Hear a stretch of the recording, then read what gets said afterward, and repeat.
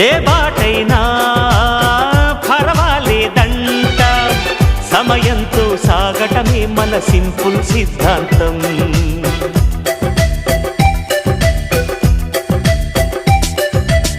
చిరుగాలికి పరిమళమిచ్చే సిరిమల్లెల వనమై ఉందాం, గగనాన్ని నేలను కలిపే హరివిల్లుల వంతెన అవుదాం.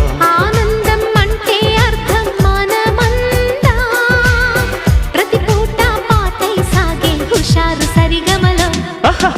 ఎన్నో ఎన్నో రాగాలుండే సంగీతం కాదా, చల్లకి నవ్వుల కేరింత.